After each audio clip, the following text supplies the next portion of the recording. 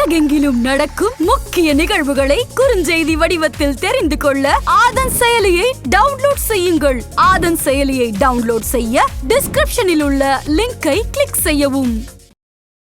நான் வழக்கறிஞர் அது படிச்சு பார்த்த கேஸ்ல படிச்சு பார்த்ததுல ரொம்ப ஸ்ட்ராங்கான எவிடன்ஸ் தான் ஆராசம் மேலேயும் கனிமொழி அவங்க மேல. சாதாரண படிச்சாலே உங்களுக்கு பிரைவசி தெரிஞ்சிடும். இங்க இருந்து கடன் கொடுத்த மாதிரி கொடுக்கறது, கலைஞர் டிவில திரும்பி வாங்குறது, அதெல்லாமே பார்த்தாலே உங்களுக்கு தெரிஞ்சிடும்.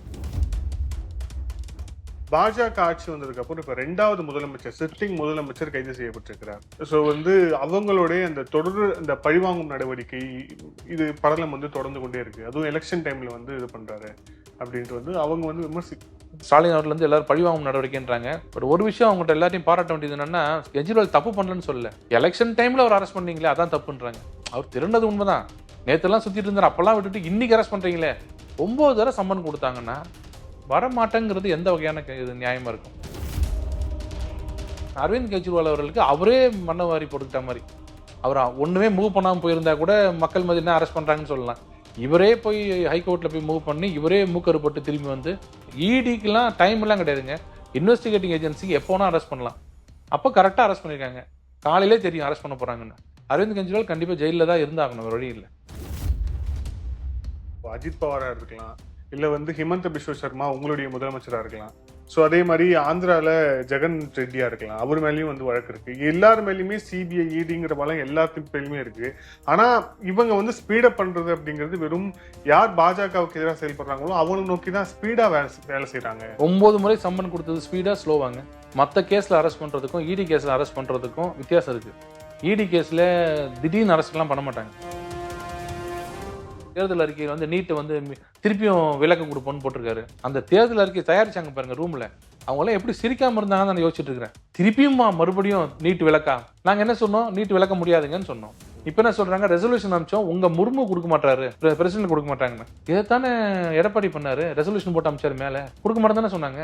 அப்ப என்ன சொன்னாங்க, அடிமை அரசு, ஆண்மை இல்ல அரசு, என்னென்ன அரசுன்னு சொன்னாங்கல்ல. இவரும் அதே ரெசல்யூஷனை போட்டு கொஞ்சம் மசாலாலாம் ஆட் பண்ணி அந்த ரெசல்யூஷன் அமைச்சிருக்காரு. வராது, திரும்பி கேட்டா திருப்பி அதே தப்பு பண்றாங்க. ஸோ திமுக சொல்றதெல்லாம் போய் தான். 2019லயும் 2021லயும் அதிமுக இருந்தோம், கூட சேர்ந்ததுனால யார் ஓட்டு எவ்வளவு யாருக்கு போச்சுன்னு தெரியாது.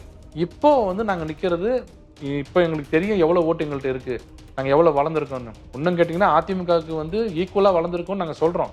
இப்ப பாருங்க, அதிமுகவுக்கும் மேல, அது ஒரு படி மேல நாங்க வளர்ந்துருக்கோன்றது தமிழ்நாட்டில் ப்ரூவ் பண்ணுவோம். நிறைய சீட்ல ஜெயிப்போம். மக்கள் மனதில் ஒரு 3வது முறையாக, இதுல அதிமுகவா திமுகலாம் பார்க்கலைங்க, மக்கள் என்ன சொல்றாங்க, 3வது முறை மோடி அவர்கள் வரணும்.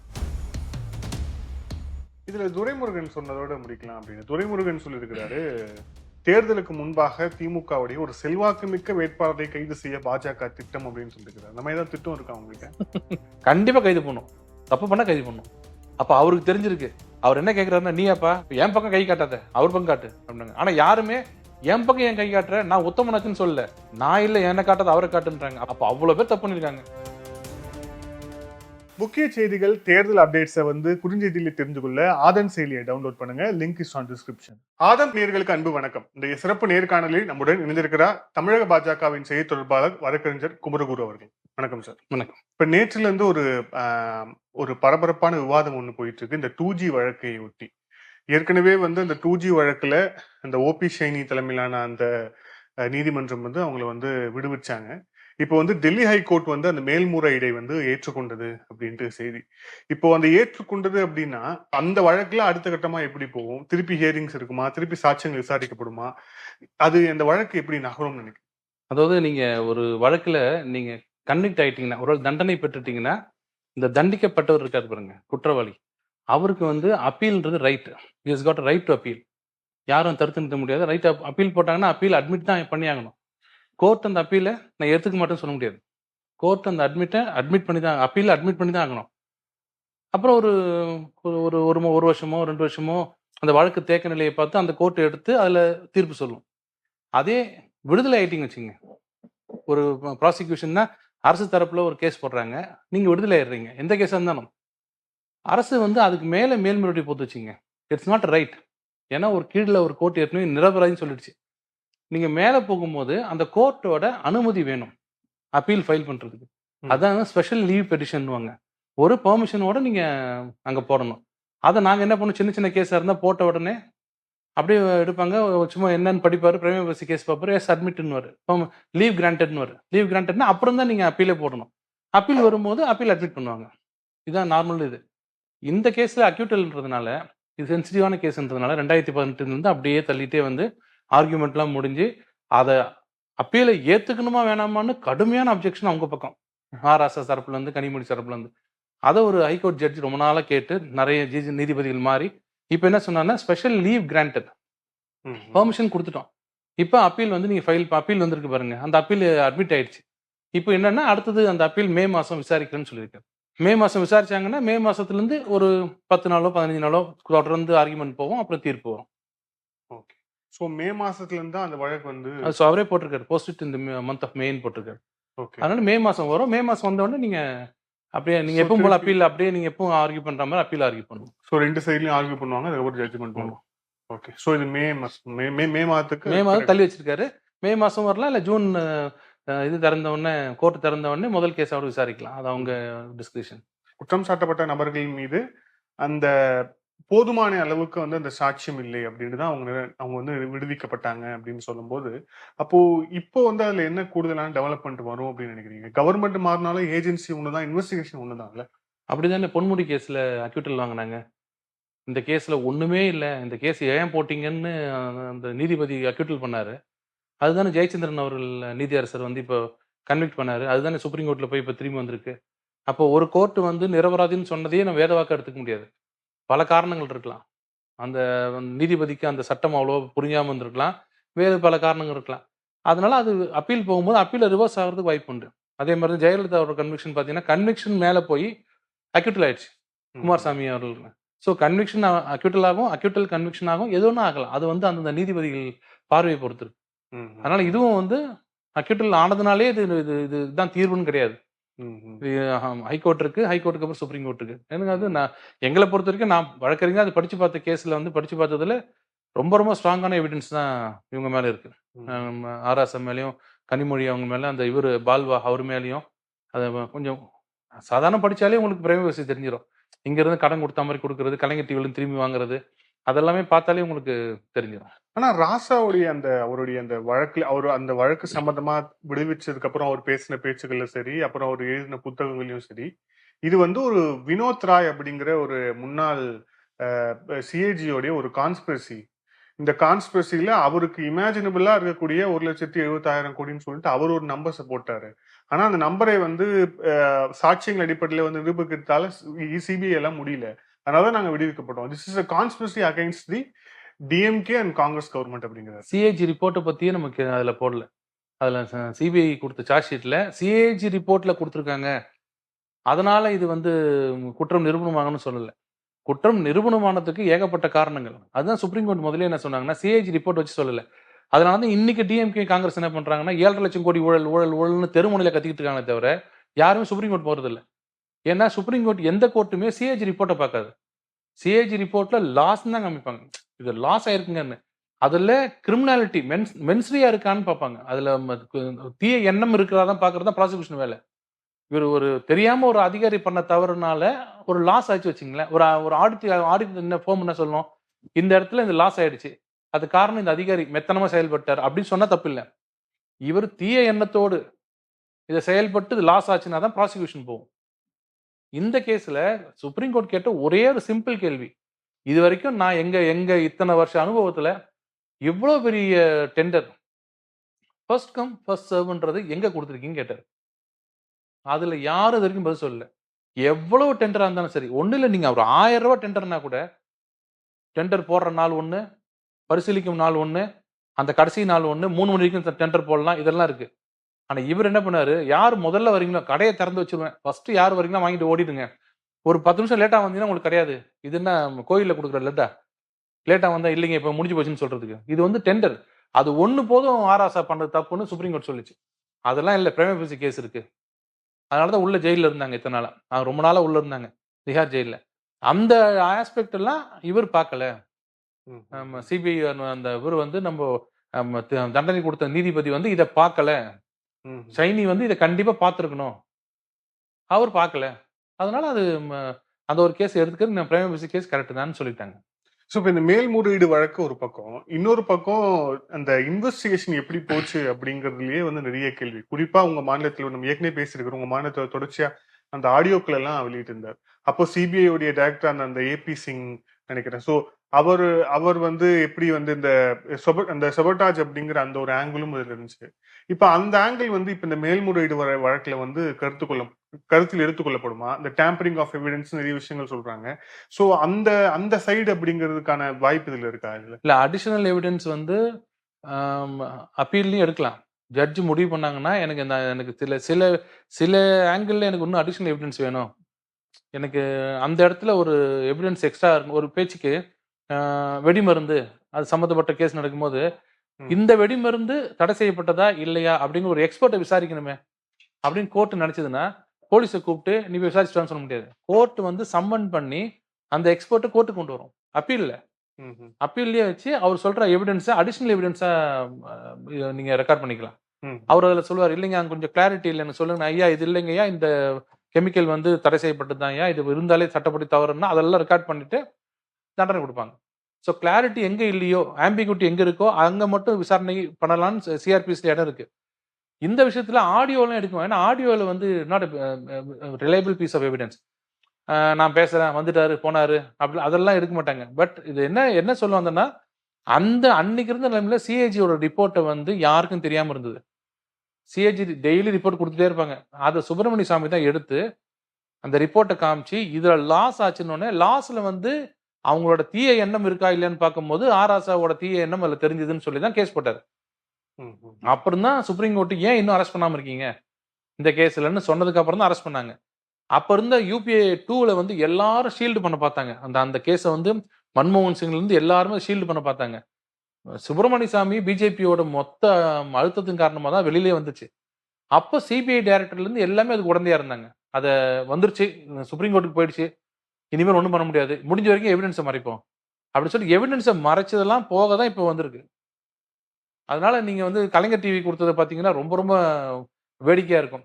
கலைஞர் டிவிக்கு ஒருத்தர் பணம் கொடுக்குறாரு, இவங்க கொடுக்குற அந்த ஏஜென்சி வந்து கலைஞர் டிவிக்கு பணம் கொடுக்குறாங்க வட்டி இல்லாத கடனை. அந்த பணத்தை வந்து எங்க சிபிஐ உள்ள வந்து இதை விசாரணை ஆரம்பிச்ச உடனே ரீபே பண்றாங்க அந்த பணத்தை இந்த ஃப்ரூட்ஸ் அந்த கம்பெனிக்கு. அந்த கம்பெனிக்கு ரீபே பண்ற பணம் இவங்களுக்கு எப்படி வந்துச்சுன்னு கேட்டா, கலைஞர் டிவில இன்னும் 3 வருஷத்துக்கு உண்டான அட்வான்ஸ் பேமெண்ட்டா அட்வர்டைஸ்மெண்ட்டுக்கு வாங்கணும்னு சொல்றது கணக்கு. இதெல்லாம் வந்து ப்ரிசம்ஷன் ஒன்று இருக்கு, கிளாஸ் ஒன்று எவிடன்ஸ் ஆக்ட்ல. நீங்க ப்ரெசியூம், கோர்ட் கேன் ப்ரெசியூம். இது வந்து பார்த்தாலே நான் கூட எவ்வளோ பேர் லோனு கேட்குறேன், ஒரு 1 லட்ச ரூபாய்க்கு 100 பக்கத்து சைன் கேட்குறேன். எந்த கம்பெனி வந்து இன்னும் 3 வருஷத்துக்கு உண்டான அட்வான்ஸ் பேமெண்ட் அட்வர்டைஸ்மெண்ட் கொடுப்பாங்க? So court can presume and punish accused. இதில் ஈஸியாக பண்ணலான்றது தான் இத்தனை நாள். அது இன்னைக்கோ வந்திருக்க வேண்டியது. பெரிய பெரிய லாயர்ஸ் எல்லாம் வச்சு அதை அட்மிட்டே பண்ண விடாத ஏகப்பட்ட ஆர்குமெண்ட்ஸை போட்டு ரிட்டன் ஆர்குமெண்ட்ஸை போட்டு, உங்களுக்கு தெரியும் ஹைகோர்ட்டில் 3 மாசத்துக்கு ஒரு தடவை இந்த இது மாறும், போர்ட்ஃபோலியோ மாறும். போர்ட்ஃபோலியோ மாற வேற ஒருத்தர் வந்த உடனே அதுகிட்ட திருப்பியும் அவங்கள்ட்ட ஆர்கியூ பண்ணி இப்படியே தள்ளி தள்ளி தள்ளி தள்ளி கொண்டு வந்து இப்பதான் விட்டுருக்காங்க. இனிமேல் தள்ளி போற வாய்ப்பு இல்லை. இனிமேல் எந்த ஜட்ஜ் எடுத்தாலும் ஒரே மாசத்துல அது தீர்ப்பு வந்துடும். சோ இப்போ இப்போ தினேஷ்குமார் சர்மா தான் அட்மிட் பண்ணிருக்காரு. அட்மிட் பண்ணிட்டாருன்னா போர்ட்ஃபோலியோ மாறிடுச்சுன்னா வேற ஒருத்தர் வந்தாருன்னா அட்மிட் ஆல்ரெடி அட்மிட் பண்ணா நேரா அதை கொண்டு வந்து அப்பீல்ல நாங்க நடத்துறோம். அப்பீல்னா ஒரு நாளைக்கு 5 அப்பீல் நடத்துவாங்க. ஒரு ஜட்ஜு மினிமம் ஒரு நாளைக்கு 5 அப்பீல் நடத்துவாங்க. சாதாரணமா சென்சிட்டிவ் கேஸா இருந்தா ஒரு நாள் ஃபுல்லா ஒரு அப்பீல் நடத்துவாங்க. ரொம்ப ரொம்ப சென்சிட்டிவ் இந்த மாதிரி கேஸ்னா ஒரு 3 நாள் மேக்ஸிமம் 4 நாள் 5 நாள் முடிச்சிருவாங்க. ஸோ அதனால இது 1 மந்த்ல வந்து ஹியர் பண்ண ஆரம்பிச்சோன்னா 1 மந்த்ல ஜட்ஜ்மெண்ட் வந்துடும். 1 மந்த்லயே ஜட்ஜ்மெண்ட் 1 மந்த் அதிகம். ஓகே. ஸோ இப்போ இந்த ஜட்ஜ்மெண்ட் வந்து ஏற்கனவே ஒரு வாட்டி பாசிட்டிவா வந்துட்டு இருக்குது. ஒருவேளை இது வந்து நெகட்டிவா வரும் பட்சத்தில் எனக்கு தெரிஞ்சு 21 அக்யூஸ்ட் அப்படிங்கிறது 21 லிஸ்ட், 21வது லிஸ்ட் A21 தான் கனிமொழி, A1 ராஜா அப்படின்னு கேஸ்ல. அப்படி இருக்கும்போது இதுல அவங்களுக்கு என்ன மாதிரியான ஒருவேளை இந்த நெகட்டிவா மாற்றம் என்ன மாதிரி தண்டனைகள் வழங்கப்பட வாய்ப்பு? கரப்ஷன் ஆக்ட்ல நீங்க ஒரு நாள் கொடுக்க முடியாது. இப்பெல்லாம் இப்ப மினிமம் பனிஷ்மெண்டே இருக்கு. தண்டனை கொடுத்துட்டாலே நீங்க 1 இயர் மினிமம் கொடுத்துட்டாலே உங்களுக்கு பதவி போயிடும். திருப்பி ஒரு பொன்முடி கேஸ் தான், நமக்கு எங்கேயும் போக வேண்டாம். நீங்க உதாரணம் எடுக்கிறதுக்கு திமுக நிறைய இருக்காங்க. Ponmudi case, Senthil Balaji case, Jaffer Sadiq case, அந்த மாதிரி நிறைய அவங்களே நமக்கு எக்ஸாம்பிள்ஸ் கொடுப்பாங்க. அதனால நீங்க பொன்முடி கேஸ் எடுத்தாலே உங்களுக்கு கிளீனா தெரிஞ்சிடும். திருப்பி அவங்க அக்யூட்டில் ஆனவங்க ஹைகோர்ட்ல ரிவர்ஸ் ஆச்சுன்னா உடனே 3 வருஷமா இருந்தா அவங்களுக்கு வந்து மேலே போறதுக்கு டைம் கொடுப்பாங்க. 4 வருஷம் வந்து அப்படியே உள்ள அமைச்சிருவாங்க. ம், ம், அது எதுவாகனா எப்படி வேணா நடக்கலாம். டெல்லி ஹைகோர்ட்ல தான் முடிவு பண்ணணும்.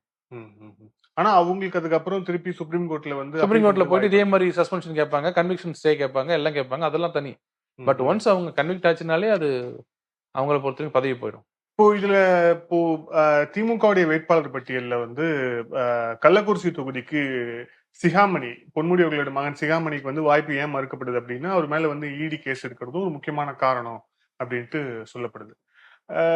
அப்படி பார்த்தோம் அப்படின்னா இப்போ இந்த வழக்குல வந்து 2 பேர் குற்றம் சாட்டப்பட்டவர்களா இருக்காங்கல்ல. திமுக ல யார் உங்களுக்கு சொன்னது? இடி வழக்கு இருந்தா அவங்களுக்கு சீட்டு கொடுக்க மாட்டாங்கன்னு. அவ்வளவு அப்பழுக்கற்ற கட்சியா அது? அப்படின்னு பார்த்தா அறிவாலயமே காலியாயிருக்கும். ஒரு வழக்கு இருந்தா யாரும் நிக்க கூடாதுன்னா அறிவாலயத்துல யாருமே இருக்க மாட்டாங்க. எல்லாரும் மேல தான் கேஸ் இருக்கு. இடி வழக்கு அது இடி மட்டும் ஸ்பெஷல் அப்படிலாம் இல்லைங்க. இடி வழக்கு இருந்தாலும் கொடுத்துட்டு தான் இருக்காங்க எல்லாரும் மேலயும். ம், யார் மேல இல்ல? அனிதா ராதாகிருஷ்ணன் மேல இல்லையா இடி? எல்லாரும் மேல தான் இருக்கு. அதெல்லாம் கவலை பண்ண மாட்டாங்க. செந்தில் பாலாஜி இடி அரெஸ்ட் பண்ணதுக்கு அப்புறம் கிட்டத்தட்ட 6 மாசம் இது வச்சிருந்தாரு. அமைச்சரா வச்சிருந்தாருல்ல. ஸோ திமுகல போயிட்டு இந்த மாதிரி குற்றம் சாட்டப்பட்டவங்க இடி கேஸ் இருக்கிறதுனால அதுல எங்களுக்கு தெரிஞ்ச தகவல் என்னன்னா பொன்முடி எப்படியும் ஜெயிலுக்கு போயிடுவார் இந்த அப்பீல்ல. அப்புறம் அவங்க ஃபேமிலிக்கு ஒன்று கொடுக்கணுன்றதுனால 26ல அவரை வந்து எம்எல்ஏ ஆக்கி இல்ல பொன்முடி அங்க நான் இப்போ any time appeal maybe taken up for hearing இங்கல சுப்ரீம் கோர்ட்ல டக்குன்னு சுப்ரீம் கோர்ட்ல ஒரு 3 மாசத்துல எடுத்து இதை கன்ஃபார்ம் பண்ணிட்டாங்கன்னா அவர் பதவி போயிடும். அங்க இடைத்தேர்தல் வரும். அப்போ இந்த இவரை அங்க நிக்க வச்சு மந்திரி ஆக்கலாம். எதுக்கு நீ எம்பிலாம் நின்றுட்டு எப்படி அங்க ஆட்சி வர போறது இல்ல? அங்க நீ எம்பியா சும்மா சுத்துறதுக்கு ஒரு மந்திரியா இருந்துக்கன்னு சொன்ன மாதிரி எங்களுக்கு தகவல் அது ஒன்றும் கன்ஃபார்ம் நியூஸ் இல்லை. அதனாலதான் கொடுக்காம இருந்தாங்களே தவிர சீறி பாஞ்சி அவர் வந்து கோல் கையில எடுத்து சாட்டை எடுத்து என்ன தப்பு பண்ணிட்டேன் அப்படி இருந்தா பொன்முடியை வந்து இம்மிடியா யாராவது மந்திரி ஆக்குவாங்களா? ஒருத்தராங்க சஸ்பென்ஷன் கொடுத்தாங்க ரைட், அது வந்து கன்விக்ஷன் ஸ்டே கொடுத்தாங்க ரைட்டு. அதை அட்வான்டேஜ் எடுத்துக்கிட்டு எனக்கு சின்ன குழந்தைங்க சாக்லேட் கேட்குற மாதிரி எனக்கு அதே சாக்லேட் தான் வேணும்னு கேட்டு அதே உயர்கல்வித்துறை தான் வேணும்னு உட்கார்றாருன்னா அப்ப அது என்ன கட்சி இது? இங்க நீங்க அத்வானி அவர்களை பார்க்கணும். அந்த டைரியில பேர் இருந்தது அப்படின்னு ஒரு பேர் அத்வானி எல்கே அப்படின்னு இருந்து வச்சு என் மீது குற்றம் சுமத்திட்டீங்க நான் வரவே மாட்டேன்னு சொல்லி ரிசைன் பண்ணிட்டு நிரபராஜ் சொன்னதுக்கு அப்புறம் தான் வந்தாரு. ஆனா இந்த கட்சி வந்து ஊழல் கட்சி, எங்க கட்சி, இவங்க கட்சி வந்து புனிதமான கட்சி. இது மக்கள் முடிவு பண்ணிக்கிட்டோம்.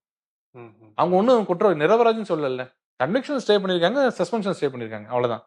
உடனே நீங்க எம்எல்ஏ ஆகிட்டீங்க. எம்எல்ஏ நீங்க சர்வீஸ் பண்ணலாம்ல ஊருக்கு. உங்க ஊருக்கு நிறைய சேவை பண்ணலாம்ல எம்எல்ஏவே. அது என்ன மந்திரியா தான் சேவை செய்யணும், அதுவும் அதே போர்ட்போலியோ. அதெல்லாம் திமுக நீங்க அந்த மாதிரிலாம் எதிர்பார்க்காதீங்க. அவங்க பதவி தான் உங்களுக்கு முக்கியம். அது என்ன ஆனாலும் பதவி வச்சுப்பாங்க. இன்னொரு ஹை ப்ரொஃபைல் கேஸ் அப்படின்னா டெல்லி முதலமைச்சர் அரவிந்த் கெஜ்ரிவால் கைது செய்யப்பட்டது. இப்போ கவிதா அவர்களும் அதே வழக்குல தான் அவங்களுக்கு வந்து அந்த இடியோடைய அந்த காவலை வந்து நீதி செய்திருக்கிறது நீதிமன்றம். ஸோ அரசியல் பழிவாங்கல் அப்படின்னு சொல்லிட்டு வழக்கம் போல ஒரு ஒரு ஒரு அரசியல் கட்சிகள் சொல்றாங்க. ஆனா இதை தாண்டி அதுவே இந்த மணிஷ் சிசோடியா கிட்டத்தட்ட ஒரு வருஷம் 1.5 வருஷத்துக்கு முன்னாடி கைது செய்யப்படுறார். தொடர்ச்சியா இவருக்கு சம்மன் அனுப்பப்படுது. அதே இதுலதான் வந்து அவங்களுடைய கட்சியில சேர்ந்த இன்னொருவரும் வந்து குற்றம் சாட்டப்படுறார். அதே இதெல்லாம் கவிதா அப்படின்னா இப்போ இந்த வளையம் அப்படிங்கிறது என்ன? இந்த வழக்குடைய பேஸ் அப்படிங்கிறது என்ன? நான் உங்களுக்கு ஏற்கனவே இந்த நம்ம பேட்டிலே கூட சொல்லியிருக்கேன். மற்ற கேஸ்ல அரெஸ்ட் பண்றதுக்கும் இடி கேஸ்ல அரெஸ்ட் பண்றதுக்கும் வித்தியாசம் இருக்கு. இடி கேஸ்ல திடீர்னு அரெஸ்ட் எல்லாம் பண்ண மாட்டாங்க. ஏன்னா அரெஸ்ட் பண்ணிட்டு திரும்பி வெளியில வர்றது ரொம்ப ரொம்ப கஷ்டம். ட்வின் கண்டிஷன் சொல்லியிருக்கேன். அந்த ட்வின் கண்டிஷன் சாட்டிஸ்ஃபை பண்ணி வெளில இது வரைக்கும் வரல. கோர்ட்டு தலையிட்டு சார்ஜ் ஷீட்டை ஃபைல் பண்ணி ட்ரையல் பண்ணி அக்விட்டல் பண்ணா ஓகே. பட் அந்த மாதிரி ஒரு ஸ்ட்ரிஞ்சன்டான ஒரு லா இருக்கும்போது சர்வசாதாரண அரெஸ்ட் பண்ண முடியாது. இப்போ போலீஸ் ஒரு நைட்ல போறீங்க, சந்தேக கேஸ் உள்ள போனோம்னா ஸ்டேஷன்லேயே பெயில் விட்டுருவாங்க. எவ்வளவு சீக்கிரம் பெயில் விடுறாங்களோ அவ்வளவு சீக்கிரம் உங்களை அரெஸ்ட் பண்ணுவாங்க. எவ்வளவு கஷ்டப்பட்டு பெயில் வாங்கணுமோ அவ்வளவு லாங் ரோப் கொடுத்து உங்களை அரெஸ்ட் பண்ணுவாங்க. இந்த இடி கேஸ் எல்லாமே லாங் ரோப் எல்லாத்துக்கும் கொடுத்து என்ன வேணாலும் சொல்லுங்க, தயவுசெய்து வாங்கன்னு கூப்பிட்டு வரலன்னா தான் பண்ணுவாங்க. இவருக்கு இன்னைக்கு எல்லாரும் இன்னைக்கு ஸ்டாலின் அவர்கள் இருந்து எல்லாரும் பழிவாங்கும் நடவடிக்கைன்றாங்க. பட் ஒரு விஷயம் அவங்கள்ட்ட எல்லாத்தையும் பாராட்ட வேண்டியது என்னன்னா, கெஜ்ரிவால் தப்பு பண்ணலன்னு சொல்லல. எலெக்ஷன் டைம்ல அவர் அரெஸ்ட் பண்ணீங்களே அதான் தப்புன்றாங்க. அவர் திருந்தது உண்மைதான். நேத்தெல்லாம் சுத்திட்டு இருந்தார், அப்பெல்லாம் விட்டுட்டு இன்னைக்கு அரெஸ்ட் பண்றீங்களே, கல்யாணம் இன்னைக்கு அவர் வீட்டுல கல்யாணமா அரெஸ்ட் பண்றீங்கன்னு அது மாதிரி இது. அவங்க எல்லாரும் யாருமே தப்பு பண்ணலன்னு சொல்லல. 9 தடவை சம்மன் கொடுத்தாங்கன்னா வரமாட்டேங்கிறது எந்த வகையான இது நியாயமா இருக்கும்? மக்கள் எல்லாம் வந்து இவங்க சொல்ற பொய் பிரச்சாரத்துல மறந்துடுறாங்க. 2009 மோடி அவர்களே எஸ்ஐடி சம்மன் கொடுத்த அடுத்த நாள் அங்க இருந்தாரு. காலையில இருந்து நைட்டு 11 மணி வரைக்கும் 11 மணி நேரம் தொடர்ந்து இன்ட்ராகேஷன். நடுவுல சொல்றாங்க, நீங்க வேணா போங்க சிஎம், நீங்க அடுத்த இன்ட்ராகேஷன் 3 நாள் பொறுத்து 3 மணி நேரம் வச்சுக்கலாம்னு சொல்றேன்னு. நான் இதுக்குன்னு இன்னைக்கு ஒதுக்கிட்டேன், இதை நான் முடிச்சுட்டு போயிடுறேன், எனக்கு மற்ற வேலை இருக்கு, நீங்க என்ன வேணா கேளுங்க, எனக்கு ஒரு பிரச்சனை இல்ல. 11, 11:30 மணி வரைக்கும் ட்ரில் பண்ணி, நம்ம சிதம்பரம் ஒரு கைங்கரியத்துல அவர போட்டு அப்படி ட்ரில் பண்ணாங்க. வெளியில வந்துட்டு அவர் பாட்டுக்கு வெளில வந்துட்டாரு. ஏன் அவர் சிஎம் இல்லையா? இங்க இருக்கிற ஒருத்தர் கூட பேச மாட்றாங்க. ஒருவேள ஸ்டாலின் அவர்கள் இப்பயே நம்ம சப்போர்ட் பண்ணி வச்சிடலாம். அப்பதான் நம்ம 9 சம்மன் நம்ம 15 சம்மன் தள்ளி போயிடலாம். அப்பதான் எல்லாரும் நம்ம தப்பா நினைக்க மாட்டாங்க. ஏன்னா 9 சம்மன நம்ம தப்புன்னு சொல்லிட்டோம் வச்சுக்கங்க. இவருக்கு சம்மன் வந்தா உடனே போணும்ல. இவர் 9 பழி வாங்கும் நடவடிக்கைன்னா இவர் ஒரு 15 எடுத்துக்கலாம்ல ஃபியூச்சர்ல. அதனால எல்லாரும் 9 தப்பு இல்லைங்க. சிபு சோரன் நாங்க 7 தடவை தானே கொடுத்தோம். இது என்ன நோட்டீஸ் அது? சம்மன் கொடுத்தா வந்து நில்லுங்க. ஒரு தடவை வர முடியாது. எனக்கு தெரியும். சிஎம்மா இருக்கிறவங்க உடனடியா வர முடியாது. 2வது தடவை, 3வது தடவை, 9 தடவை வரமாட்டேன்னு சொன்னா, அத கேட்கறதுக்கு யாருக்குமே தைரியம் இல்லைங்கங்க. கேட்டா நீங்க அரெஸ்ட் பண்ணிட்டீங்க, பழிவாங்கும் நடவடிக்கைங்கறாங்க. என்ன வரமாட்டீங்களா நீங்க எதுக்குமே? அதுவும் it is not an accused summon. It's a summon அவ்வளவுதான். விட்னஸாவும் இருக்கலாம், 50ல விட்னஸாவும் இருக்கலாம், அக்யூஸ்டா இருக்கலாம். நீங்க ஏன் போவே மாட்டேங்கிறீங்க? அப்ப நீங்களே முடிவு பண்ணிட்டீங்களா? நான் தான் அக்யூஸ்ட்னு. நான் அன்னைக்கே சொல்லிருக்கேன். நானும் என்னையே உங்களே கூப்பிட்டா, இது என்ன கேஸுங்க இதுன்னு சொல்லிட்டு ஆர்வத்துல போய் பார்ப்போம். தெரிஞ்சது சொல்லுவோம். ஆனா தப்பு பண்ணியிருந்தா, இது இந்த கேஸா? நீங்க ஒண்ணு அது இல்லப்பா அந்த கேஸா? அந்த கேஸா? இந்த கேஸா? என்ன அவ்வளவு தப்பு பண்ணிருக்காங்க. அப்ப அங்க போக முடியாத பயம் என்ன வருது உங்களுக்கு? தப்பு பண்ணிருக்கீங்க. ஆனா நீங்க தப்பும் பண்ணுவீங்க. ஆனா இடி எப்ப அரெஸ்ட் பண்ணணும்னு முகூர்த்தம்லாம் பார்த்து இந்த டைம்ல பண்ணாதீங்க, எலெக்ஷன் வருது. இன்னொரு 1 மாசம் பொறுத்து போன்னு வச்சுங்க. இப்பதாங்க மோடி பதவி ஏத்திருக்காரு. உடனே அரெஸ்ட் பண்ணாதீங்க. அப்புறம் ஒரு 3 மாசத்துல வெள்ளம் வந்துரும். அரெஸ்ட் பண்ண இடிக்குலாம் டைம் எல்லாம் கிடையாதுங்க. இன்வெஸ்டிகேட்டிங் ஏஜென்சி எப்போ வேணா அரெஸ்ட் பண்ணலாம். அப்ப கரெக்டா அரெஸ்ட் பண்ணிருக்காங்க. காலையிலே தெரியும் அரெஸ்ட் பண்ண போறாங்கன்னு. உள்ள போகும்போது தெரியும் அரெஸ்ட் பண்ண போறாங்க. எல்லாரும் ஏன்னா 9 தடவை வரலன்னு அரெஸ்ட் பண்றாங்க. உடனே ஹைகோர்ட்டுக்கு போறாங்க. நல்ல விஷயம் நினைச்சேன் நான். நல்ல விஷயம் ஹைகோர்ட் பண்ணதுன்னு. ஹைகோர்ட்ல ஜட்ஜ் கேட்கிறாரு. என்ன பேசிஸ்ல நீங்க அரெஸ்ட் பண்றீங்க? என்ன அலிகேஷன்ஸ் இருக்குன்னு கேட்டா ஒரு சீல்டு கவர்ல குடுக்குறாங்க. அவரு கெஜ்ரிவாலோட வக்கீல் கேட்கிறாரு. எங்களுக்கு ஒரு காப்பி கொடுங்கன்னாரு. அது ஜட்ஜ் சொல்லிட்டாங்க. காப்பி இடி வக்கீல் சொல்லிட்டாரு. காப்பி உங்களுக்கு கிடையாது. It's in sealed cover. It's only for the inspection of கோர்ட்ன்ட்டாங்க. கோர்ட் என்ன சொல்லுது? நாங்க வாங்கி நாங்க பாத்துக்கிறோம்னு சொல்லி சேம்பர்ல பாத்துட்டு அவர் ஏன் இன்னும் அரெஸ்ட் பண்ணாம இருக்கீங்க? 9 தடவை சம்மன் கொடுத்து கூட உங்களுக்கு என்ன நெக்ஸஸ் அவர் கூட? சிஎம்னா எக்ஸ்ட்ராவா? இங்க ஒரு எஸ்.எஸ். சுப்பிரமணியம்னு ஒரு ஜட்ஜ் இருந்தார். ஜெயலலிதா அவர்கள் அப்படிதான் கேட்டாரு. ஆன்டிசிபேட்டரி பெயில் டிஸ்மிஸ் பண்ணிட்டோம். இன்னும் ஏன் ஜெயலலிதா அரெஸ்ட் பண்ணல? அப்படின்னு கேட்டாங்க. அரெஸ்ட் பண்ண போனாங்க. அப்ப கருணாநிதி இருந்தார். அப்ப என்ன சொன்னாரு தெரியல? நானா அவரை அரெஸ்ட் பண்ணேன். ஹைகோர்ட் சொன்னதை வச்சு தானே அரெஸ்ட் பண்ணேன்னு ஹைகோர்ட் மேல பழி போட்டார். அந்த தைரியம் கூட அவருக்கு இல்ல. நான் தான் அரெஸ்ட் பண்ணேன்னு சொன்னதுக்கு. இங்க அதே மாதிரி இவங்க போறாங்க கோர்ட்டுக்கு. கோர்ட் சொல்லுது ஏன் இன்னும் அரெஸ்ட் பண்ணல? இவ்வளவு எவிடன்ஸ் இருக்குன்றாங்க. கோர்ட்டுக்கு தெரியாதா? பிஎம்எல்ஏ கரைச்சு குடிச்ச கோர்ட்டுக்கு தெரியாதா? இது தப்பா ரைட்டான்னு? இது மட்டும் தப்பா இருந்தா என்ன சொல்லிருக்கணும்? இது எங்கன்னா அலிகேஷன் இருக்கு அவர் மேல. அவர் ஏன் அரெஸ்ட் பண்றீங்க? மக்கள் பிரதிநிதி சொல்லிருப்பாங்கல்ல. ஏன் இன்னும் அரெஸ்ட் பண்ணலன்னு கேக்குறாங்க. அப்ப அரெஸ்ட் பண்ணிட்டாங்க. உடனே எங்க போறாரு? சுப்ரீம் கோர்ட்டுக்கு. சுப்ரீம் கோர்ட் என்னாச்சு? வித்ட்ரா பண்ணிட்டு வந்துட்டாரு. ஏன் அது அப்படியே வித்ட்ரா பண்ணாரு? அதாவது தமிழ்நாட்டுல முதல் கேஸ் எங்களோட எக்ஸ்பீரியன்ஸ்ல பிஎம்எல்ஏல செந்தில் பாலாஜி கேஸ் மட்டும்தான் அரெஸ்ட் பண்ணதுக்கு அப்புறம் ரிமாண்ட கொஸ்டின் பண்ணது. அரெஸ்ட் பண்ணதுன்னு ரிமாண்டே தப்பு, இல்லீகல் ரிமாண்ட்னு ஹைகோர்ட்ல ஆர்கியூ பண்ணாங்க. 2 பேர் நீதியரசர் நிஷாபனா சரின்னாங்க. நீதியரசர் பரதகிருதி முடியாதுன்ட்டாரு. அதெல்லாம் அரசு சேலஞ்ச் பண்ண முடியாது. அதனால சுப்ரீம் கோர்ட் வரைக்கும் போயிட்டு அரசுலாம் சேலஞ்ச் பண்ண முடியாதுட்டாங்க. நீங்க பெயில் கேளுங்க. எல்லாம் பண்ணுங்க. அரெஸ்ட் எல்லாம் சேலஞ்ச் பண்ணுங்க. அதுக்கப்புறம் அது 3ஆம் நீதிபதிக்கு வந்தது இல்ல? ஆமா 3வது கரெக்ட்ன்ட்டாரு. இவர் பரத் சக்கரவர்த்தி அவர் நீதியரசர் எடுத்தது கரெக்டான வியூன்னு சொல்லி சிவி கார்த்திகன் சொல்லிட்டாரு. எதுக்கு சொல்றேன்னா அது மாதிரி அந்த மாதிரி எப்பவுமே கிடையாது. ஒன்ஸ் நீங்க அரெஸ்ட் பண்ணிட்டாங்களாங்க, ரிமாண்ட் பண்ணிட்டாலே உங்களை தப்பான ரிமாண்ட் இருந்தாலும் உங்களுக்கு இருக்க ஒரே ரெமெடி என்னன்னா பெயில் தான். பெயில் தான். அந்த அரெஸ்டே நீங்க இல்லீகல்னு சொல்லணும்னா அது பெரிய பிளேட்டண்டா இருக்கணும். எப்படி சொல்றேன்னா அவர் ஒருத்தர் கொலை பண்ணிட்டாரு, உங்களுக்கு ரிமாண்ட் பண்றாங்க, பாடியே கிடைக்கல. இது பிளேட்டன்ட். இது எப்படி மெக்கானிக்கல் ரிமாண்ட்னுவாங்களே அதை நீங்க ஹெச்சிபி போகணும். ஏபிஎஸ் கார்பஸ் பெட்டிஷன்ல போட்டு இல்லீகல் கஸ்டடி. அப்ப ஜட்ஜி கேட்பாங்க என்னங்க கொலைக்காரன்றீங்க, கொலை செய்யப்பட்ட நபர் யாருன்னே கொடுக்கலீங்கன்னு கேட்டா மறந்துட்டேங்கன்னு சொன்னாங்க. இது எப்படி ரிமாண்ட் பண்ண அப்படின்னு சொல்லுவாங்கல்ல. திருடுனா அந்த திருடப்பட்ட பொருளை காமிக்கணும். இவர் திருடிட்டாருங்க, நகையை கொண்டு வந்து இந்த கடையில வச்சாரு, இந்த கடையை நாங்க எடுத்துட்டோம், இதாங்க நகை அப்படின்னு சொன்னதுக்கு அப்புறம் தான் ரிமாண்ட் பண்ணுவாங்க. இவர் திருடினாருங்கன்னு மொட்டையா சொன்ன அது மாதிரி மெக்கானிக்கல் ரிமாண்ட்னா நீ கொஸ்டின் பண்ணலாம். இது மாதிரி ஒரு கேஸ்ல ரிமாண்ட் எப்படி கொஸ்டின் பண்ணுவீங்க அப்படின்னு நேற்று கேட்டாங்க. நான் வித்ட்ரா பண்ணிட்டு நான் இதுல லோயர் கோர்ட்ல போய் நான் சேலஞ்ச் பண்ணிக்கிறோம் அப்படின்னு அவங்க எடுத்துட்டு வந்துட்டாங்க. எதுக்கு சொல்றேன்னா இந்த மாதிரி விஷயம் அதுதான் ஸ்ட்ராட்டஜிக்கான மூவா? லோயர் கோர்ட்ல போய் நம்ம ஸ்ட்ராட்டஜி இல்லைங்க. இவங்க என்ன நினைச்சாங்கன்னா அரெஸ்டே ஏன் பண்ணீங்கன்னு கேட்பாங்க சுப்ரீம் கோர்ட் நினைச்சாங்க. அதெல்லாம் கிடையாது. நீங்க எதுக்கு இங்க வந்தீங்க? இல்லீகல் ரிமாண்ட்னா அங்க போங்க, ரிமாண்டை நீ சேலஞ்ச் பண்ணுங்க, ஹைகோர்ட்டை சேலஞ்ச் பண்ணுங்க. ம், ம். ஹைகோர்ட்ல ரிமாண்டை சேலஞ்ச் பண்ணா ஹெச்சிபி தாங்க சேலஞ்ச் பண்ணணும். ரிமாண்டே தப்புன்னா அங்க சேலஞ்ச் பண்ணணும். இல்ல பெயில் போடணும். பெயில் போடணும்னா செஷன்ஸ் போகணும். ரிமாண்ட் சேலஞ்ச் பண்ணி எஸ்சிபி போனா ஹைகோர்ட் போகணும். எதையாவது அங்க இங்க எதுக்கு வந்தீங்க அப்படின்னு உடனே தப்பாயிடும் சொல்லிட்டு வித்ரா பண்ணிட்டு தப்பா கமெண்ட் அடிச்சிட்டு போறாங்கன்னு சொல்லிட்டு வாங்கிட்டு வந்துட்டாங்க. அப்ப இப்போ வழக்கம் போல இப்போ செந்தில் பாலாஜி இங்க அள்ளி கிட்ட பண்ண மாதிரி அதே மாதிரி இப்ப இல்லீகல் Sessions court இல்ல அங்க திமுக வழக்கறிஞர் மாதிரி இருக்க மாட்டாங்க நினைக்கிறேன். அவங்க கொஞ்சம் நல்ல வழக்கறிஞரா பெயில் போடுவாங்கன்னு நினைக்கிறேன் டைரக்டா.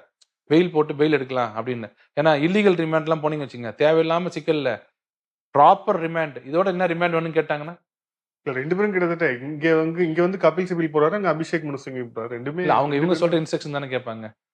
பொலிட்டிக்கல் பார்ட்டி வந்து இல்லைங்க இல்லீகல் ரிமாண்டே இல்லீகல்னு சொல்லுங்க, எனக்காக சொல்லுங்கன்னா வக்கீல் என்ன சொல்லுவாரு, ஓகே நீ ஃபீஸ் கொடு நான் போறேன்னு. இவங்க அப்படித்தானே, இவங்க பாலிடிக்ஸ் மட்டும் தானே இவங்க திறனா பண்ணிட்டு இருக்காங்க. இப்ப கூட அதானே பண்ணிட்டு இருக்காங்க. செந்தில் பாலாஜி உள்ள இருக்கிறது பழிவாங்கும் செயலாங்க, கோர்ட்டு தானே கொடுக்க மாட்டாங்க, நம்மள கொடுக்க மாட்டாங்க, ஈடியா கொடுக்க மாட்டாங்க, கோர்ட்டு தானே கொடுக்க மாட்டேங்குது. ஸோ அதனால அது அவங்க ரிமாண்ட் அவங்க போனது கரெக்ட். இது அரவிந்த் கெஜ்ரிவால் அவர்களுக்கு அவரே மண்ணை வாரி போட்டுக்கிட்ட மாதிரி. அவர் ஒண்ணுமே மூவ் பண்ணாம போயிருந்தா கூட மக்கள் மதியம் அரெஸ்ட் பண்றாங்கன்னு சொல்லலாம். இவரே போய் ஹைகோர்ட்ல போய் மூவ் பண்ணி இவரே மூக்கறுப்பட்டு திரும்பி வந்து அது தேவையில்லாத ஒன்று ஏன் அரெஸ்ட் பண்ணலன்ற மாதிரி கேள்வி கேட்குற அளவுக்கு வந்துருச்சு.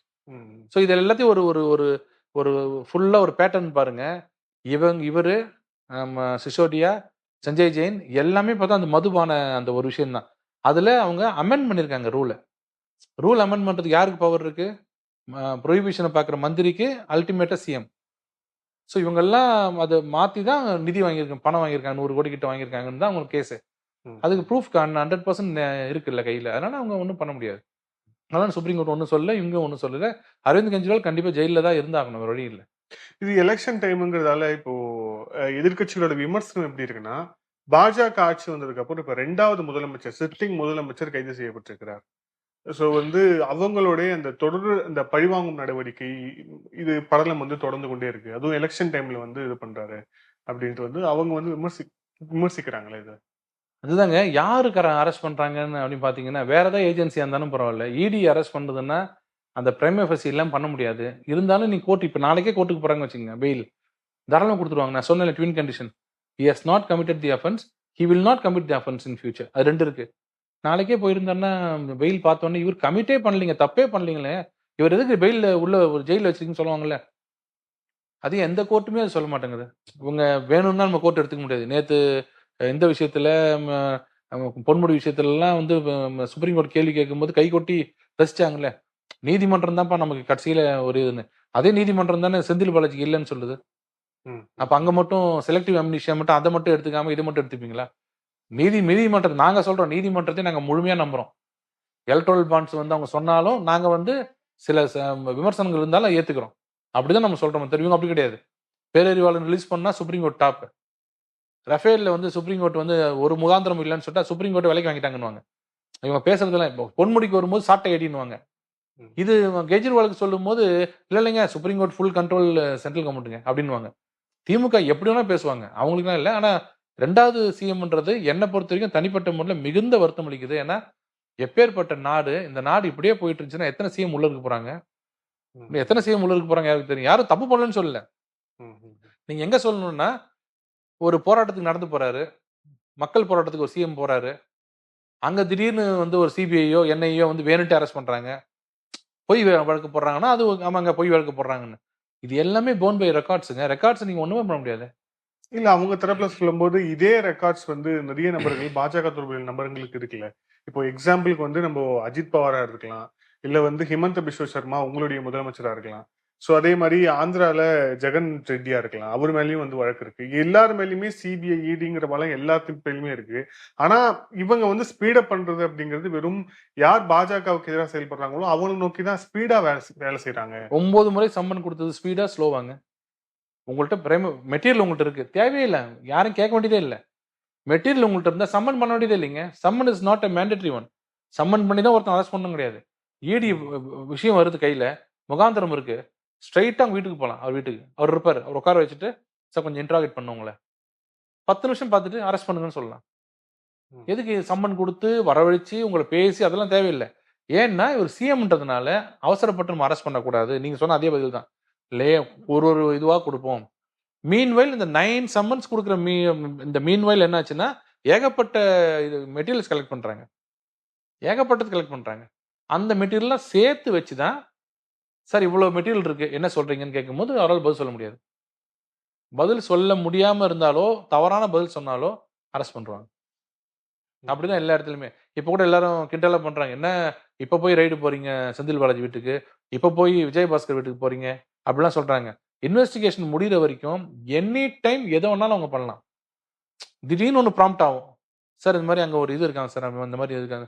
அப்போ அந்த இடத்துல சீனை இன்னொரு தடவை பார்த்துட்டு வருவோம் போய் அங்கே போய் பார்ப்பாங்க திருப்பியும். ஏன் எத்தனை தடவை போறீங்க இவங்க வீட்டுக்கு எதுக்கு எத்தனை போறீங்கன்னு கேட்க முடியாது. அவங்களோட டிஸ்கிரிப்ஷன் அது. அது எல்லாமே நீங்க எதிர்கட்சிகள் மேல மட்டும் ஏன் போடுறீங்க, ஆளுங்கட்சிக்கு மேல போட்டுக்க மாட்டீங்களா, அதெல்லாம் தான் நீங்க கேக்குறீங்க. நீங்க தமிழ்நாட்டுல ஒரு இது எடுங்க, சென்சஸ் எடுங்க. நாளைக்கு நீங்க பொதுமக்கள் கூட எடுக்கலாம். DVSC vigilance and anti corruption இருக்குல்ல, லஞ்ச ஒழிப்புத்துறை, எத்தனை டிஎம்கே ஆளுங்க மேல போட்டிருக்குன்னு பார்க்க சொல்லுங்க. தமிழ்நாடு முழுக்க எத்தனை சேர்மன், முனிசிபல் சேர்மன், எத்தனை மேயர், அவங்க செஞ்சா நம்மளும் செஞ்சிருவோம். அப்படி இல்லைங்க, அப்படி சொல்லக்கூடாது. வராது. ஏன்னா அவங்க ஆட்சியில் இருக்கும் போது யாருமே அவங்க மேல கம்ப்ளைண்ட் கொடுக்க மாட்டாங்க. இப்போ ஒரு மேயர் தப்பு பண்றாரு, விஜிலன்ஸ் யார்கிட்ட இருக்கு, சிஎம்கிட்ட இருக்கு. அந்த மேயர் மேல ஒரு ஆளு எதிர்கட்சியோ ஆளுங்கட்சியோ கம்ப்ளைண்ட் கொடுத்தா அந்த கம்ப்ளைண்ட் எங்க போகும்? ஆக்ஷன் எடுப்பாங்களா?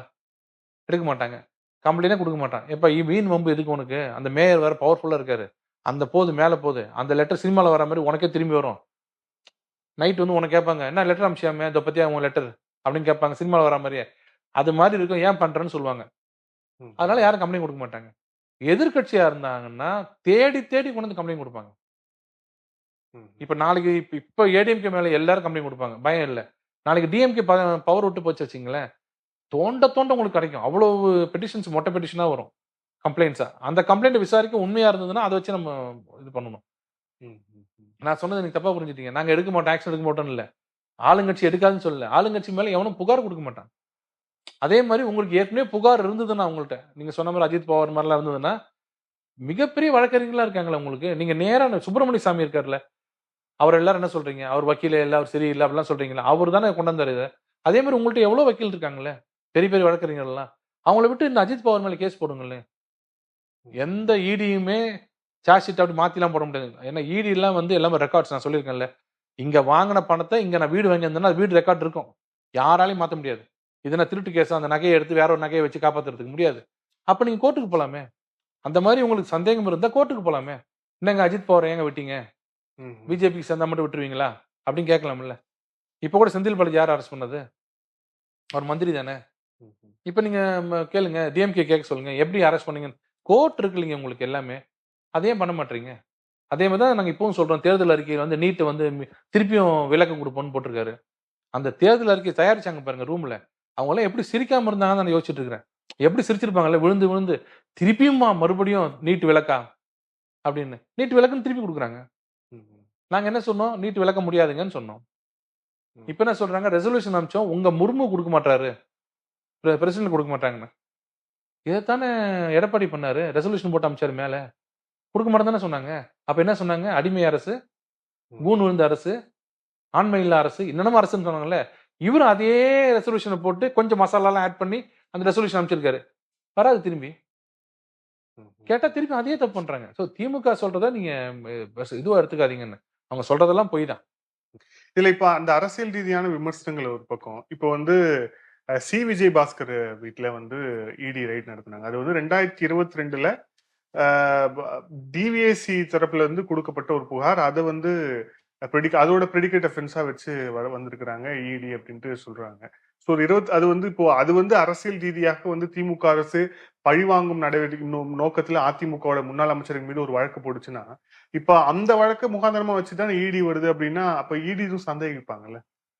இப்ப இடியில வந்து அந்த பிஎம்எல்ஏ அஃபென்ஸ்ல வந்து ப்ரெடிகேட் அஃபென்ஸ் இருந்தா நீ ப்ரொசீட் பண்ணலாம் தான் இருக்கு. ப்ரெடிகேட் அஃபென்ஸ் ஃபைல்டு பத்தி opposite party, ruling party, your own party, அதெல்லாம் எதுவுமே இல்லை.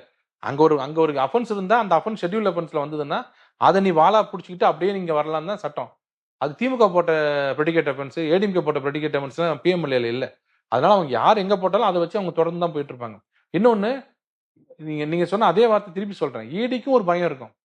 நீங்க சொல்ற மாதிரி ஒருத்தர் பொய் வழக்கு போடுறதுக்கும், பொய் வழக்கு போட்டா கூட அந்த நபர் நாளைக்கு கோர்ட்டுக்கு போவாரு. அப்ப கோர்ட்ல நீ 3 வருஷம் பொறுத்து ஏன் திடீர்னு போய் ரைடு பண்ணீங்க? அப்போ உங்க மேல சந்தேகம் வருதா? மெட்டீரியல காமி. நேத்து குடுத்தாங்கல்ல சீல்டு கவர்ல கெஜ்ரிவாலுக்கு எடுத்து. அதே மாரி நாளைக்கு விஜயபாஸ்கர் போனாருன்னா, சீல்டு கவர்ல கேட்பாங்கல்ல. எதுக்கு நீங்க போனீங்க நேத்து? நேத்து ஏன் ஹராஸ் பண்ணீங்கன்னு கேட்பாங்கல்ல. அப்ப குடுக்குற மெட்டீரியல் பார்த்து அவங்க பயப்படுவாங்க. இடி ஆபீசர்ஸ் பயப்படுவாங்கல்ல. ம். அதனால டபுள் எட்ஜ்ட் வெப்பனுங்க அது. 2 பக்கமும் இருக்கு. எப்படி எவ்வளவுக்கு எவ்வளவு ப்ராசிக்யூஷன் சைடுல இன்வெஸ்டிகேட்டிங் ஏஜென்சி எவ்வளவு பவர்ஃபுல்லா ஒரு பக்கம் இருக்குதோ, அதே மாதிரி டபுள் எட்ஜ்ட் அந்த பக்கம் இன்னொரு வெப்பன் இருக்கு. தப்பா போனாலும் மாட்டுவாங்க. அது இவங்கலாம் சாதாரண ஆளுங்க கிடையாது. எல்லாருமே பெரிய பெரிய பாலிட்டிஷியன்ஸ் எல்லாம். அவங்கள மீறி ஏதாவது தப்பு பண்ணி நாளைக்கு கோர்ட்ல வந்தனா கோர்ட்ல திருப்பி திட்டு வாங்குவாங்கல்ல. எனக்கு தெரிஞ்சு நெறைய கேஸ் நான் இருக்கும்போது நெறைய கேஸ்ல வந்து யார கேட்டு சம்மன் குடுத்தீங்க? உங்களுக்கு என்ன வேணும்னு இப்போ கலெக்டர் கேஸ்ல கூட கேட்டாங்க. ஞாபகம் இருக்குங்களா? அந்த 5 கலெக்டர் போகும்போது யார கேட்டு கலெக்டர்லாம் நோட்டீஸ் குடுக்குறீங்கன்னு. சோ அந்த பயம் அந்த குற்ற ஸ்டேஜ் யாருன்னா நீதிமன்றம் தான். அந்த நீதிமன்றத்து மேல பயம் எல்லாருக்குமே இருக்கும். அக்யூஸ்டுக்கு எவ்வளவு இருக்கோ அதே அளவுக்கு ப்ராசிக்யூஷன் சைட்லயும் இருக்கும். அதனால இஷ்டத்துக்கு நீங்க நெனைச்ச மாரிலாம் உள்ள போயிட்டு ரைடு பண்றது, கூட்டணி இல்லையா ரைடு பண்றோமா, அதெல்லாம் அந்த கமெண்ட் எல்லாம் வந்து சும்மா சொல்லலாமே தவிர, இடி மாரி ஏஜென்சிலாம் அந்த மாரி பண்ண முடியாது. சும்மா நம்ம நம்ம திமுகல இருக்கிற அந்த கூட்டணி கட்சிகள்லாம் சும்மா சொல்லாம இடி, ஐடி, சிபிஐன்னு அவங்களுக்கும் மிகப்பெரிய பொறுப்பு இருக்கு. ம், ம். அந்த பொறுப்பை மீறிலாம் பண்ண முடியாது யாராலையும். இந்த நேர்காணல் இறுதியான கேள்வி, இந்த அரசியல் ரீதியாக உங்களுடைய வேட்பாளர் பட்டியல் ஒரு பக்கம் வெளியாகி இருக்கிறது.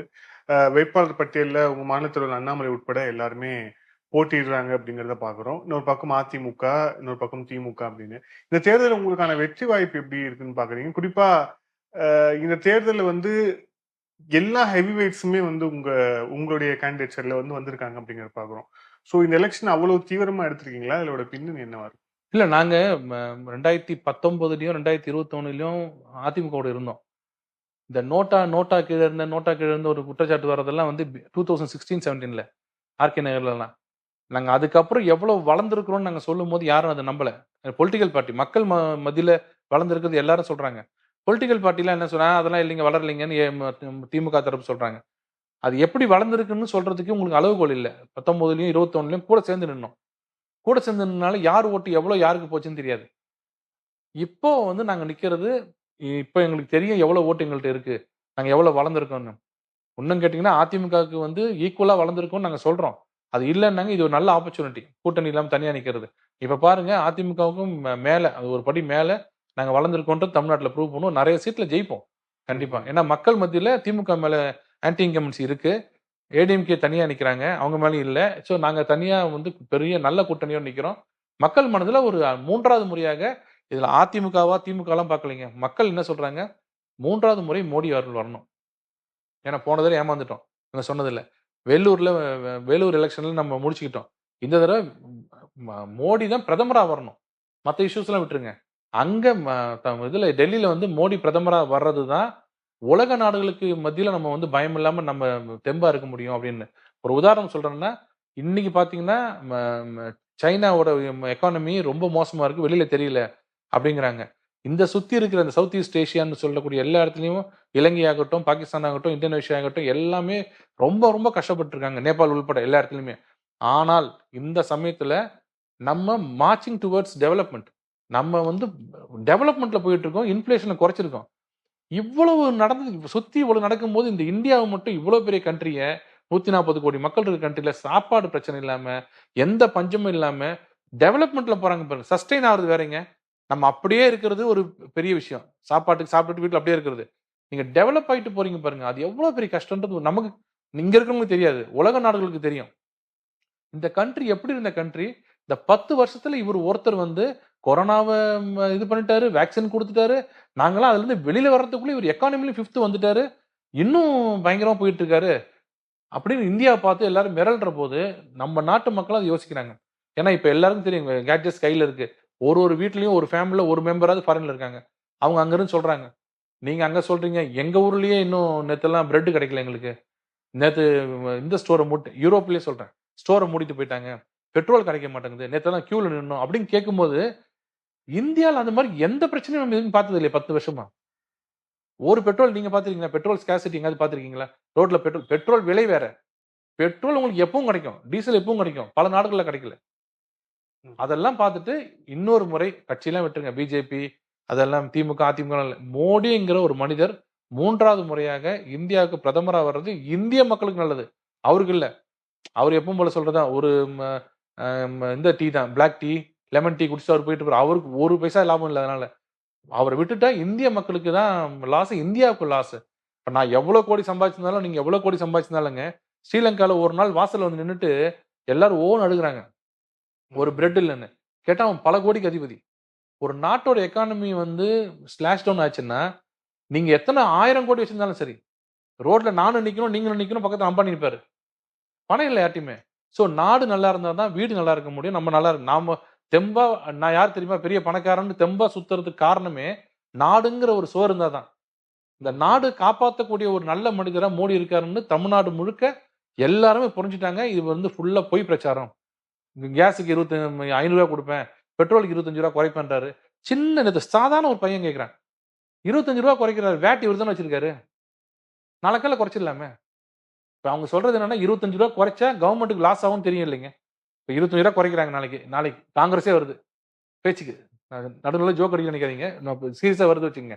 25 ரூபா குறைக்கிறாங்க வச்சுங்க, யாருக்கு லாஸ் அது? ராகுல் காந்திக்கா? கவர்மெண்ட் தான் லாஸ். அப்ப நீ என்ன சொல்றீங்க, கவர்மெண்ட் லாஸ் ஆனாலும் பரவாயில்ல, நான் குறைப்பேன்றீங்களே.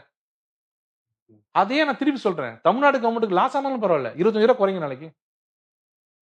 அது எப்படிங்க 25 ரூபா குறைச்சா கவர்மெண்ட்டுக்கு லாஸ் ஆகி நாங்க பணத்துக்கு எங்க போவோம் நீங்க சொல்வீங்க. அதே அவர் மோடி அவர்கள் சொன்னா தப்பு.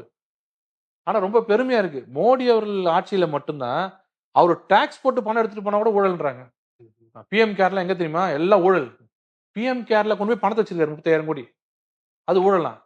ஜிஎஸ்டில எவ்வளவு ஊழல் தெரியுமா மோடி, எல்லாம் எடுத்துட்டு போயிடுறாங்க. ரொம்ப பெருமையா இருக்கு எனக்கு. மோடி வந்து தனிப்பட்ட முறையில் எல்லாம் இல்ல, கவர்மெண்ட்டுக்கு பணம் சேர்த்தாலே ஊழல்ன்றாங்க.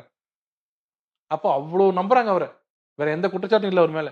இதையா சொல்லி வைப்போம் அப்படின்னு. இவர் குறைக்கலாம் இல்ல, 10 ரூபா குறைக்கலாம் இல்லைங்க நாளைக்கு வேட்ல. நம்ம எப்படியும் ஆட்சி வரப்போறது, ராகுல் காந்தி வரப்போறாரு, அள்ளி கொடுக்க போறாரு இந்தியாவில். அப்ப நம்ம அன்னைக்கு வாங்கிக்கலாம் திருப்பி. இப்போ 1 லட்சம் கோடி அன்னைக்கு கேட்டா கொடுத்துருவாரு. ஒரு 10 ரூபா குறைக்க சொல்லுங்க பார்க்கலாம். இன்னைக்கு தள்ளாடிடும் தமிழ்நாடு இன்னைக்கு சம்பளம் கொடுக்க வழி இல்லாம இருக்காங்க. அது எதுக்கு சொல்றேன்னா, இதெல்லாம் பார்த்துட்டு இந்த மாதிரி பொய் வாக்குறுதி எதுவுமே மோடி கொடுக்கல, பண்ணியிருக்காரு. ஒரு வீட்டுக்கும் ஒண்ணு பண்ணியிருக்காரு. தண்ணி வருது, ஒரு வீட்டுல வந்து ஆயுஷ்மான் பாரத்ல 5 லட்ச ரூபா வாங்குறாங்க. எல்லாரும் பயன்படு பெனிஃபிஷியரின்றது ஒரு வீட்டுல இருக்காங்க. ஒரு வீட்டுக்குள்ள போனீங்கன்னா, ஆமாப்பா நான் போய் ஹாஸ்பிட்டல்ல படுத்தேன், 1 லட்ச ரூபா ஆச்சு, நல்ல வேலை அந்த கார்டை காமிச்சு வெளில வந்துட்டேன். ஒருத்தவங்க இந்த தண்ணி கூட அவர் தான் போட்டு கொடுத்துருப்பா, எலக்ட்ரிசிட்டி வந்து ஃப்ரீயா கொடுத்தாங்கப்பா, இந்த வீடு வந்து 1.5 லட்சம் கொடுத்தாங்க. அது மாதிரி ஒரு விஷயத்திலையும் சிலிண்டர் மானியத்தை நேரடியா அப்ரோச் ஆயிருக்காரு, வீட்டுக்கு போயிருக்காரு மோடி.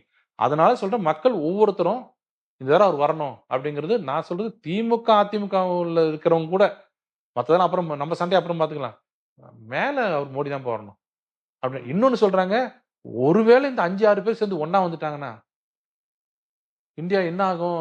எனக்கு டிஃபென்ஸ் ஒருத்தர் படுத்து அழுவாரு, டிஃபென்ஸ் கொடுக்காம இந்த வீட்டை போக மாட்டேன்னு. ஏன்னா அவர்கிட்ட 30 பேர் இருப்பாங்க. இங்க ஒருத்தர் ஃபினான்ஸ் நீ வச்சுக்க, எனக்கு பெட்ரோல் கொடுன்னு. இப்படிதான் கொடுப்பாங்களே தவிர எஃபிஷியன்சி வச்சுலாம் கொடுக்க மாட்டாங்க. அப்ப உங்களுக்கு லஞ்சம் எங்க? லஞ்சம் ஊழல்லாம் எக்கச்சக்கமா இருக்கும். அதுதான் எங்களோட வருத்தம். என்னன்னா, அது நார்த் இந்தியாவில எல்லாம் பிரமாதமா இருக்கு. நம்ம தமிழ்நாட்டிலயும் மிகப்பெரிய ஒரு மாற்றத்தை நீங்க ஜூன் 4ஆம் தேதி பாப்பீங்க. இதுல துரைமுருகன் சொன்னதோட முடிக்கலாம் அப்படின்னு. துரைமுருகன் சொல்லியிருக்கிறாரு, தேர்தலுக்கு முன்பாக திமுகவுடைய ஒரு செல்வாக்குமிக்க வேட்பாளரை கைது செய்ய பாஜக திட்டம் அப்படின்னு சொல்லியிருக்கிறார். நம்ம ஏதாவது திட்டம் இருக்கா உங்ககிட்ட? பாஜக எப்படி கைது பண்ணும்? இல்ல அவர் சொல்லியிருக்காரு, மத்திய அரசு கைது பண்ணும், கண்டிப்பா கைது பண்ணும். தப்பு பண்ணா கைது பண்ணும். அப்ப அவருக்கு தெரிஞ்சிருக்கு. அவர் என்ன கேட்கிறாருன்னா, நீயாப்பா, நீ இல்லையா, அப்ப நீயாப்பான்னு கேட்கிறாரு. அவ்வளவு தவறு பண்ணவங்க உள்ள இருக்காங்க. என் பக்கம் கை காட்டாத, அவர் பக்கம் காட்டு அப்படின்னாங்க. ஆனா யாருமே என் பக்கம் என் கை காட்டுற, நான் உத்தமனாச்சுன்னு சொல்லல, நான் இல்ல என்ன காட்டாத அவரை காட்டுன்றாங்க. அப்ப எல்லாரும் சுத்தி எல்லாம் தேடிட்டு இருக்காங்க, நீயா நானா, நீயாப்பா நானாப்பான்னு கேட்டு இருக்காங்க. அப்ப அவ்வளவு பேர் தப்பு பண்ணிருக்காங்க. அந்த ரமணா படத்தை சொல்லுவாங்கல்ல, ஒருத்தரை நாளை காலில் வந்து பிடிக்க போறாரான்னு, நீயாப்பா இல்ல நானா பண்ணுவாங்கல்ல, நான் இல்லப்பா அவர் தான்ப்பா, ஏன்னா உன்னோட அவர் நிறைய சம்பாதிச்சிருக்காரு பாருவாங்கல்ல. அது மாதிரி திமுக நடந்திருக்குன்னு நினைக்கிறேன். நீயா நானான்னு போட்டு அவ்வளவு அஷ்யூரா சொல்றாரு கைது நடக்கும் அப்படின்னு. அப்ப அவரு அவ்வளவு இன்ஃபர்மேஷன் அவருக்கு அதான் சொல்லுவாங்களே, போலீஸுக்கு தெரியுதோ இல்லையோ, குற்றம் செஞ்சவங்க தெரியுங்களே, குற்றம் செஞ்சவங்க தெரியும் இல்லைங்க. ஒருத்தர் திருடிட்டு வந்துருவான் வச்சுங்க, என்னப்பா போலீஸ் நம்மளை பிடிக்க போறாங்களா, நாளைக்கு வருவாங்களா, நாளைக்கு போலீஸ் அவங்க பாட்டுக்கு ஜாலியா இருப்பாங்க, இவர் கேட்டே இருப்பார்ல வரப்போறாங்களா. அது மாதிரி அவர் இன்வைட் பண்றாரு என்னமோ, வா என்னதான் நான் இருக்குமா அவர் இருக்குமான்னு. தப்பு பண்ணிருந்தா யாரா இருந்தாலும் அரெஸ்ட் பண்ணி தான் ஆவாங்க. அது எலெக்ஷன் முந்தின டைம்லாம் கிடையாது. இன்வெஸ்டிகேட்டிவ் ஏஜென்சிக்கு எந்த விதமான ஹாலிடே பீரியடும் கிடையாது.